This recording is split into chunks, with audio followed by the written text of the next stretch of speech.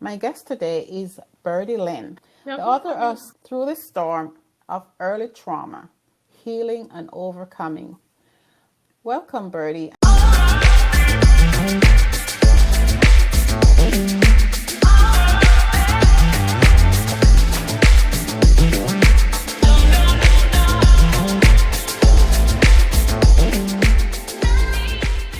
Tell me about Byrdy.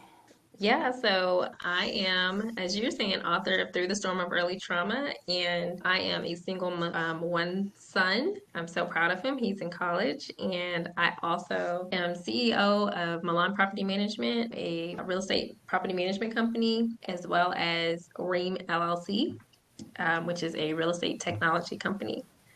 So I'm a busy girl. Yeah, I can see that. So, I guess being a solo mom isn't enough for you then, right? I want to get into, your busyness, and I also really want to talk about your book. But tell me how you became a solo mom, because that actually helps the audience. So I unfortunately experienced domestic violence and in a storefront and people coming out, they witnessed me getting dragged out of the car, a car dragging me trying to get my child. He was 13 months old. I did not want to go home and get beat again. He had already hit me across the face and I was driving and I decided I didn't want it to do that anymore. I didn't want to get beat. So I swerved the car in front of the store and tried to jump out to get my purse and my son. And after that struggle, and a guy ran up to me and handed me his cell phone so I could call 911. I'm not sure why he couldn't call 911 while I was fighting for my child. The police came and he had already sped off. And I was at the pay with nowhere to go, homeless, with a 13-month-old on my hip. And yeah, my story starts from there. Yes, yes. Wow. Wow. That's all I can say. But thank you for sharing that. Yeah. And so where have you has your journey taken you from that day, as now you're on your own, regardless of what was there before, and you have this precious soul to take care of. Tell me about that experience. Yeah, so as you're aware, I have a book out that is part one, and it goes through my at my youngest age until like the end of high school, and then I have a part two that I'm currently writing, and it's gonna have all of the details of that journey in there, as well as being a single mom or solo mom, as you put it. I love it. But just to kind of give a high level overview, my journey had found me unprepared, having to choose between myself and my child. And what I mean by that is a lot of the times when we have children, we come into the world, even if we are presented in a situation where there are two parents in the home, but there's just one, and we're raising our child by ourselves. We still have to make the adult decision to be responsible for the little ones that we brought into the world and not continue to feed into our own wants. And we now have someone who didn't ask to be here, who we have to be responsible for. And so we have to go along the journey of self sufficiency. And that's exactly the journey that I go on and choose. And so becoming responsible for my child and going through the court systems for custody is a whole nother battle. And then from there, just, my child is in college today and, Praise the Lord. studying, yes, industrial engineering. He has a sound mind and he's a respectable young man. And so, Okay. I'm thankful for those blessings but that journey is Yeah. still on, it's still going. Still ongoing, Still yeah? ongoing. All right. I can appreciate that. So, something that comes to mind based on my own experience and also listening to the stories of other moms is that we became solo moms because we found ourselves with the wrong person, Hmm. and the wrong person for us. Not necessarily anything wrong with the person, but they weren't the one for us. So regardless of the fact we had children with them, we married them, whatever, we end up alone. Tell me what kind of mindset gives us, allow us to put ourselves in that position. And I'm guessing this will lead into your book, your phase one. Mm-hmm. And just tell me why we find ourselves with a man who would beat us. So for me, I was angry. I allowed an emotion, the emotion of anger, to control and define my situation instead of me defining my life. And everything I did, it was driven by anger. I had been violently raped shortly before I became pregnant, just a year after, and I was just angry. You know, it takes two to lie down and make a child. So I can't Mm, put the whole blame on him. But had I not just been so reckless, being driven by anger and allowing anger to control my life, then I would have been able to make better choices. Now, the good that has come out of that and the blessing is my son. right. Right. So it's kind of like when you throw seeds down onto the ground, if the seeds fall on soil, they're going to grow, beautiful into the flower it should be. But if it fell on thorns or concrete, it'll grow up choked by the concrete or grow up with Right. thorns. And so it's just Right. all on, you have a seed and, now where the seed comes out, where are you going to plant it? So that there lies Yes. where I had to make those decisions on, am I selfish? And then my son grows up a certain way, or am I responsible? And I just, you know, take that responsibility head on and face it. But yeah, it came Yes. from anger. Yeah. Okay. So, it's our mindset, right? It's the mindset we have before we're approached by that guy Hmm. or we approach the guy, whatever way it happened, Hmm. that prepare us or not for a relationship, right? Yeah. So it's not really about, it was my fault or it was his fault. It's more about where are we at the moment that relationship starts. Hmm. And so I think that's where I want to look at. Hmm. That's where I want to examine us because we do not have to raise kids alone, Yeah. but until we heal. So, and as you said, the blessing is that, you know, God found us worthy Hmm. to give us a life to care for, Yeah. regardless of how that life came, right? Yep. You're exactly right. Okay. So I I want you to talk. I want to hear your story. So Hmm. I understand that you may not want to share. I'll take that out. But I want to share your life the way you feel free to do it. Yeah. Yeah. So I was just a little bit about, my story. I speak on, things that I dealt with as a child, dealing with sexual abuse, dealing with rape, bullies, racism, daddy issues, church issues. Like I speak on all of that and how I handled it. I was a minister's kid and eventually a pastor's kid, dealing with that and what that entailed growing up as a PK. And then, just how I dealt with, all of those issues that sprung up in my life at that age, my own expert because Mm, I couldn't tell, right? right. I could have, but I didn't. I was just caged in by fear. Yeah. So yeah, I had to become my own expert and get myself through those situations. And so I explained how I use outlets and the outlets that I use and just making sure that I came out okay and could be normal. Yeah, oh, And and I and didn't the other thing that I dealt with was suicide. oh, okay. So let's unpack one, you dealing with all those situations, those Mhm. experiences that have caused you to, know that you needed to seek help and, just providing your own self-care in that respect. So can you share with us what methods you use to help yourself heal? Yeah, and I go more into the outlets and everything that I use in a workbook I created to go with the book, whether you read it with it or without. That the outlets that I use like back then, like I'm a gamer, right? So playing Okay. video games, playing with my Barbie dolls. You know, when I couldn't talk to a human being, I would have that conversation with my Barbie, right? Because there's something about saying it out loud and to acknowledge and accept that it's happening. And there's something about also validation. And a lot of people don't share when they're going through sexual abuse because or been raped because they don't feel like they would be validated. Either, Mhm. oh, well, it's your fault, or oh, you dressed this way, or oh, you said this, or oh, you're, Mhm. or calling a little girl, oh, you're fast, or you're mannish, or just whatever it is. When we, and at that time, adults would speak down to kids, well, who would want to go to you and say something? Who would want to Right. tell you something important?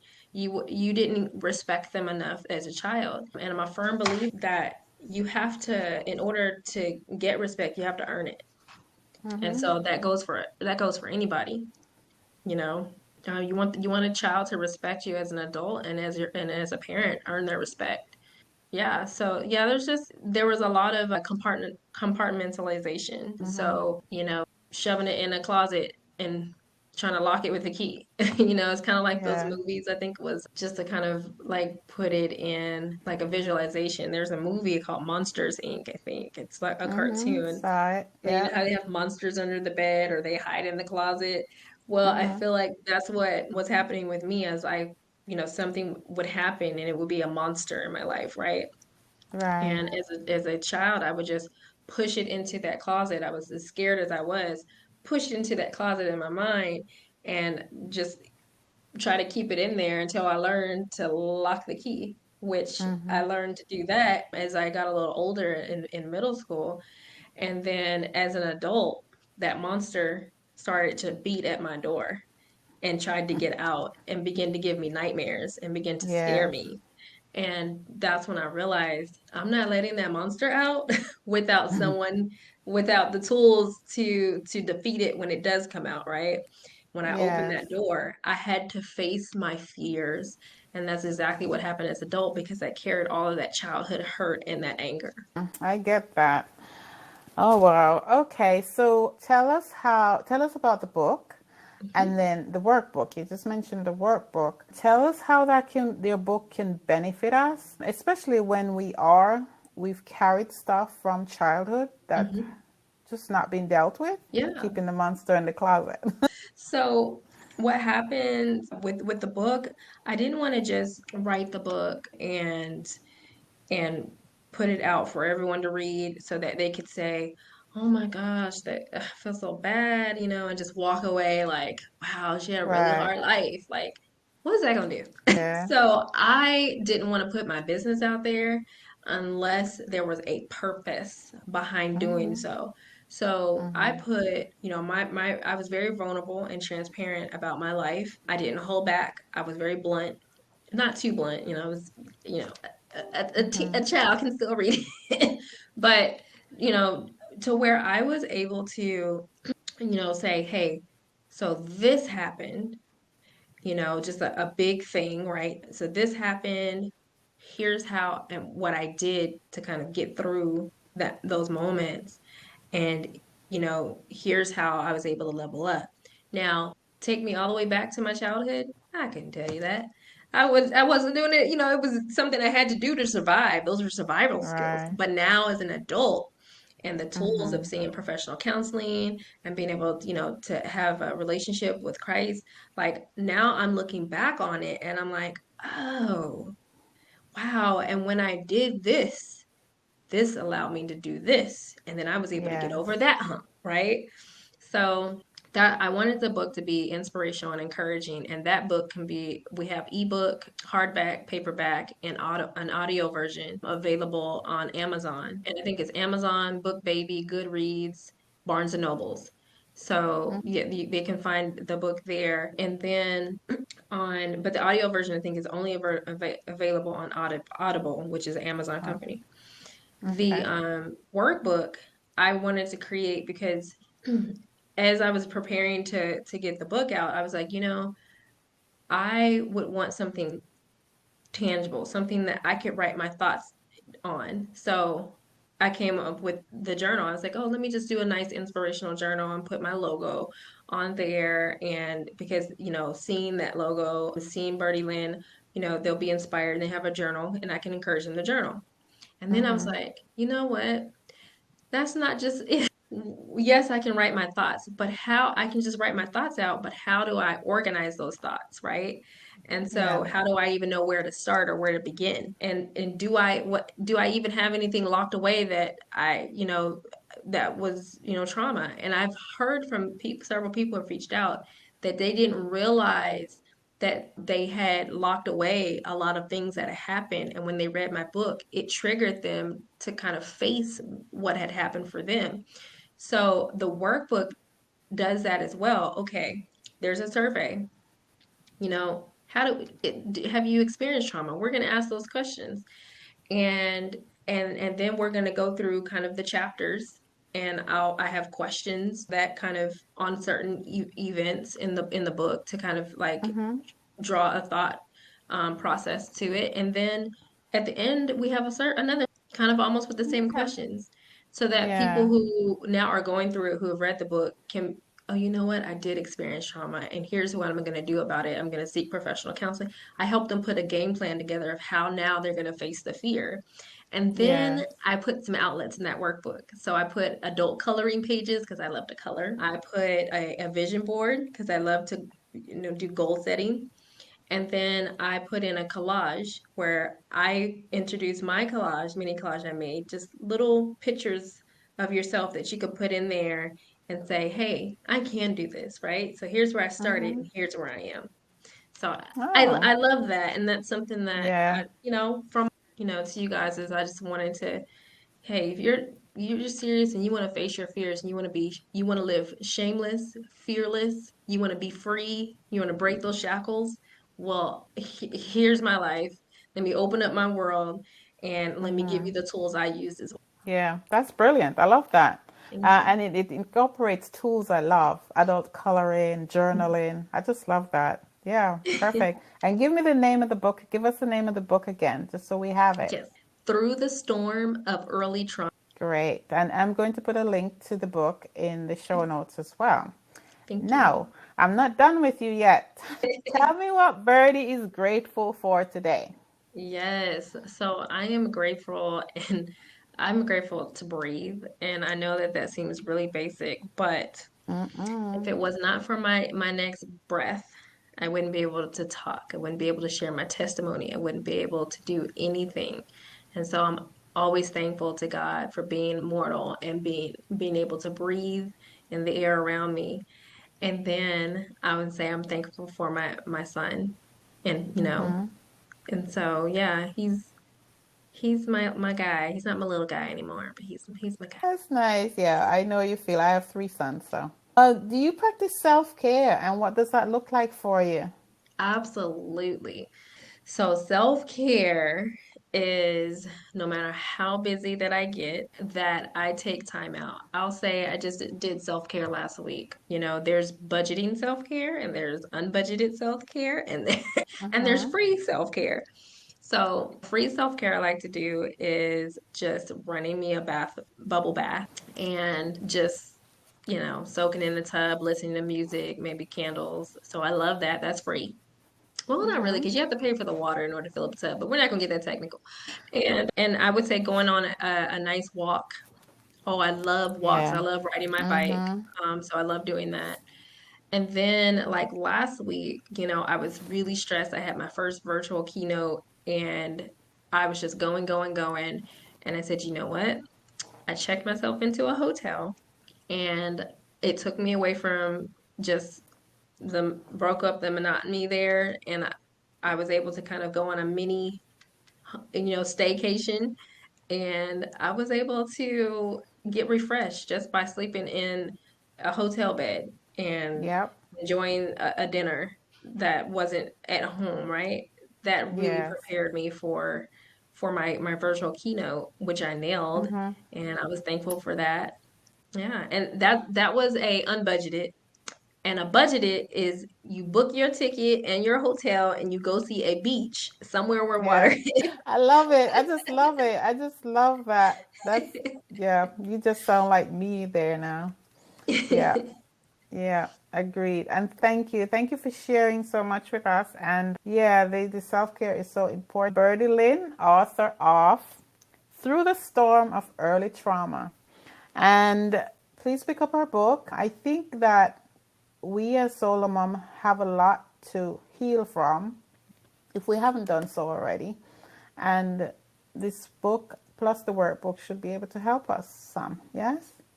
And where can we find you online? So you can follow me on Instagram at Byrdy Lynn, and that's BYRDYLYNN. And you can also find me on Facebook under the same handle. So Facebook, Instagram, and Twitter, I will have the same handle at Byrdy Lynn. Okay. And then my website, burdylynn.com. Simple. Yes. Thank you, Byrdy. I'm so You're happy you welcome. came today. Thank you. Thank you for having me. Yes.